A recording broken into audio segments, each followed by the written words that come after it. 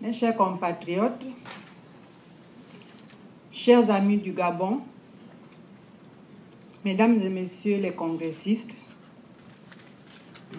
je profite de cette tribune pour remercier la Convention de la diaspora gabonaise ainsi que tous les amis du Gabon qui nous ont donné l'occasion d'apporter notre modeste contribution sur la sensibilisation des Gabonais et des amis du Gabon sur la situation préoccupante de notre pays. En effet, mesdames et messieurs, le Gabon, et ceux qui sont passés avant moi ici à cette tribune l'ont souligné, le Gabon est malade de la gestion catastrophique du pouvoir PDG. Rien ne marche aujourd'hui dans notre pays. Tous les secteurs d'activité sont secoués par des grèves incessantes qui paralysent complètement l'État, donnant ainsi la preuve du mal-vivre des Gabonais. Je voulais souligner ce que d'autres ont dit avant moi concernant l'urgence que les populations gabonaises expriment aujourd'hui pour en finir avec le régime d'Ali Bongo et le régime PDG en général. Lorsque nous étions à Port-Gentil, du moins lorsque le front était à Port-Gentil la semaine dernière, je voudrais rappeler que les Gabonais qui sont venus très nombreux au meeting que le front avait organisé se sont rapprochés des leaders du front pour leur exiger une date précise pour le départ d'Ali Bongo du pouvoir.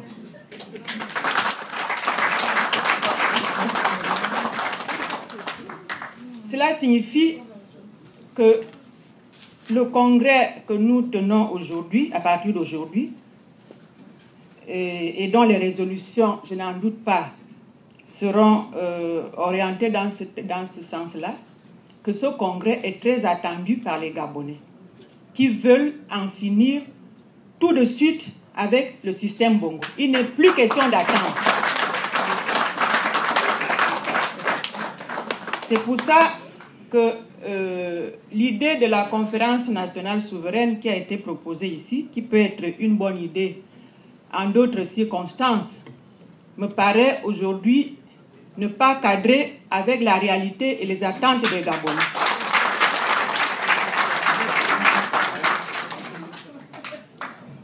Parce que vous vous rappelez, et notre ami l'a rappelé tout à l'heure, concernant l'exemple, du moins la situation qui s'est produite en 2012, lorsque une partie de l'opposition gabonaise et la société civile avaient organisé, avaient mis en place l'idée de la conférence nationale souveraine. Il y a eu quelques frémissements, mais au finish, cette idée n'a pas du tout prospéré, quand bien même elle avait produit un espoir chez les Gabonais, mais le fait qu'elle n'ait pas pu aller à son terme a remis les Gabonais dans un désespoir tel qu'aujourd'hui, il est quand même difficile, même si les Gabonais veulent se mobiliser aujourd'hui, il est quand même difficile de les mobiliser parce qu'ils ont quand même gardé ce sentiment d'inachevé alors qu'ils sont, comme aujourd'hui d'ailleurs, dans des difficultés dont ils veulent se sortir.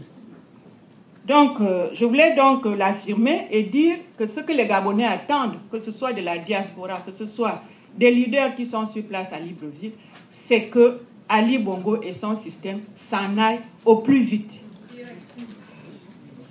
Et les femmes, d'ailleurs, ne peuvent pas être en reste, parce que les femmes constituent quand même le maillon faible de la société. Et le chaos généralisé qui existe aujourd'hui au Gabon, évidemment, ne les a pas épargnées et elles en ont payé un lourd tribut. Je voulais dire à ce propos, rappeler simplement quelques faits pour montrer que le Gabon n'a jamais respecté ses engagements vis-à-vis des femmes. En effet, malgré les engagements pris sur le plan national et international, le pouvoir de Libreville a toujours, en ce 21e siècle, une conception archaïque de la femme qui ne la confine qu'à des rôles prédéfinis, tels que l'enfantement, l'entretien de la famille, etc. Et pourtant, le Gabon avait pris une part active au sommet mondial sur les femmes tenu à Pékin en 1995 et dont les résolutions portaient sur l'atteinte des objectifs pour l'épanouissement de la femme sur les plans de l'éducation, de la santé, de la prise de décision, des violences, etc. Afin de faire de la femme non pas une citoyenne à part, mais plutôt une citoyenne à part entière. Malheureusement, les avancées significatives ne sont toujours pas perceptibles dans la gestion de l'équité de genre en République gabonaise. Si nous prenons le cas simplement de la scolarisation des filles, nous constatons qu'effectivement, l'entrée au cycle primaire est égale à tous, mais c'est après que les choses se compliquent. Et nous observons dans l'enseignement gabonais une très forte déperdition qui frappe les filles dans le cycle secondaire à cause des grossesses précoces. C'est ainsi que sur les 100 filles qui commencent l'enseignement primaire, 30 à peine arrivent à l'université. Un peu plus de 50% pour les garçons. La conséquence de cette situation est que de nombreuses femmes se retrouvent dans des emplois de catégorie moyenne. Institutrices au Gabon, ce n'est pas institutrice en France. Au Gabon, ça signifie le BEPC ou à la limite le bac. Elles sont donc nombreuses à être institutrices, infirmières, petites commerçantes, etc. Peu de femmes sont médecins, professeurs d'université ou ingénieurs. Si nous regardons le problème de la pauvreté, elle est véritablement généralisée et elle touche toutes les couches de la population. Évidemment, les femmes sont fortement touchées à cause déjà de ce que je viens de dire, à savoir un fort contingent de filles mères qui sont éjectées du système éducatif chaque année et qui viennent grossir donc les rangs des femmes pauvres. Et nous savons tous qu'au Gabon, la contribution financière que l'État accorde à ces filles mères qui se retrouvent seules à élever un ou deux enfants ou plusieurs, c'est de leur donner 5 000 francs par enfant et par mois au titre des allocations familiales. C'est-à-dire, en gros, 8 €.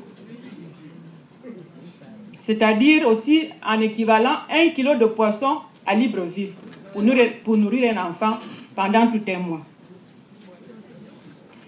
La pauvreté des femmes et des enfants s'est encore considérablement développée à cause de l'exacerbation du phénomène de la spoliation de la veuve et de l'orphelin, sur lequel les actions publiques sont plus spectaculaires que véritablement porteuses de solutions pérennes.